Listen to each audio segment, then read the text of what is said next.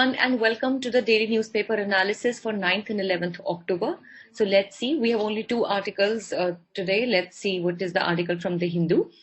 Questions from the QES data. So this is again about the employment survey data. So what has been the recent outcomes of the employment survey data, and what are the futuristic points that we can consider here have been discussed. The second article is from the Indian Express, which is titled as Karnataka Anti-Gambling Law Revamped. So what basically is the Karnataka Anti-Gambling Law and what changes have been brought through this would be discussed here. This newspaper analysis is presented by me. My name is Sheva Khan. I am a BA LLB law graduate and I have completed my law degree from Uttaranchal University in the year 2019 with a gold medal in my batch. I've also been a national debater and a public speaker, and here at Law Seco, I'm working as the manager for current affairs vertical. If you wish to connect with me, you can find me on my Twitter as well as LinkedIn handles. The links to both are available in the description box below. This is the multiple choice question from yesterday's discussion. Let's see what is it. Which of the following articles is related to Panchayati Raj? Your options are Article 243, 324, 124 or 73. You can put down your answer in the comment section below. This is the descriptive question for the day. Discuss Karnataka's anti-gambling law. So let's start our discussion for the first article of the day, which talks about questions from the QES data. So the Labour Bureau recently has released the All India Quarterly Establishment-Based Employment Survey for the first quarter of 2021. So the survey covers all establishments that employ 10 or more workers in the organized sector. So let's see that what has been dissecting the QES data, or what have been the outcomes of the particular data.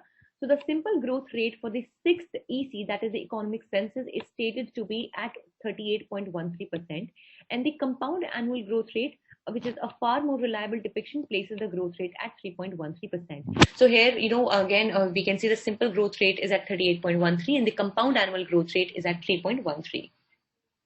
So it has been previously held in various reports, including the government ones, that the small scales suffered more than the big industries. We have seen that the people who were already rich, who already owned the larger industries, have actually benefited in the terms of COVID-19, but it has not been the same case when it comes to the small scale industries, because they have actually suffered a lot of harm. So according to the QES, nearly 75% of the establishments employ less than 40 workers.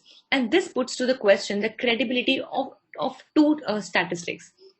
Firstly, 87.5% of the workers were regular, with 2.1% were casual workers.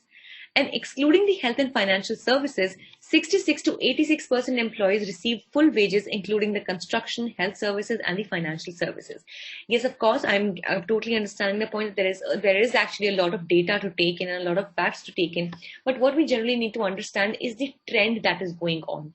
So we need the unit level data to assimilate the numbers in disaggregated areas, and it is also baffling and confusing as to why the Labour Bureau initiated segmented analysis instead of a high frequency labour market information like advanced countries.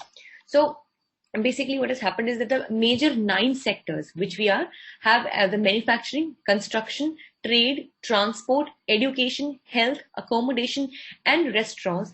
Then we also have the ITs and the BPOs and financial services. They employ 85% of the total employment established. And the data was either collected through telephonic conversations or through basic visits. So the report blatantly states that the reports are based on information that has not been verified. So this actually brings us to a question as to how much can we really rely on such reports and data. So the objective of QES is to help the country form a strong national policy for employment, and let's see how much is it possible in the coming times. The next article we have is about the Karnataka anti-gambling law, which has been actually revamped and it has been actually revised now. So Karnataka has passed a bill for amending the Karnataka Police Act 1963 to ban all forms of gambling, even online. So let's see that what has been what amendments have been brought to the law on which we talk about the gambling. So the state government cited that gambling dens could not be raided by the police without a written order from the magistrate, as it is a non-cognizable and bailable offence. So till now, please consider we're talking it till the time before it was revamped. Okay. So the gambling was considered to be as a non-cognizable, and that is why a bailable offense. And that is why if the addas, generally the addas or the gambling dens, what we call them, they could not be raided by the police unless there were written orders from the magistrate. Also, the court also wanted to know the standing of the government on online betting due to the multitude of public interest litigations.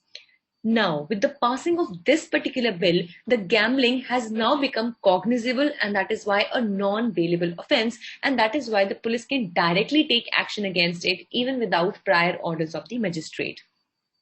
So the law covers all forms of gamblings with exception of horse racing and lotteries. Please consider here that all forms of gambling are banned under this new law except without, we have to be exclusive of horse racing as well as the lotteries.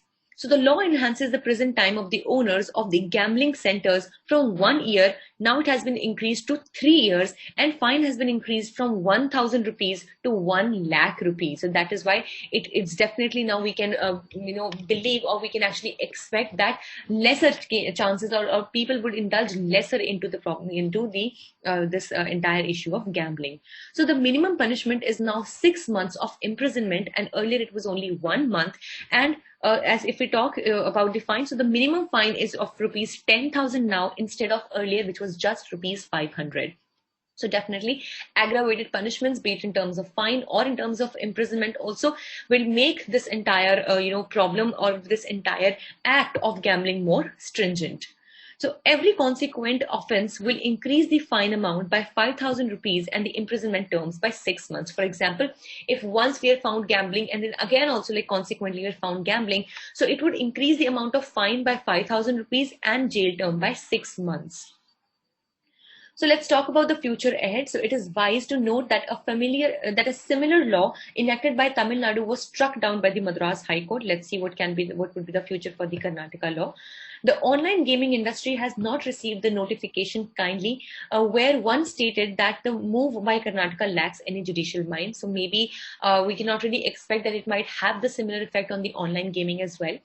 And the industry is already well self-regulated on this front, and there are active regulators placed by the government too. So there is also one contention that says that we did not really need this law in specific, and we already had enough laws that were there, more than enough to regulate the already occurring gambling cases. So that was all for the day. Thank you so much for joining in, and please do not forget to catch the podcast discussion of the same analysis on Spotify, Google, Apple, as well as Anchor Podcast. Also, if you wish to download the PDF of today's slides, you can join our Telegram channel. The link is there in the description box below, or you can scan the QR code that you can see on your screens right now.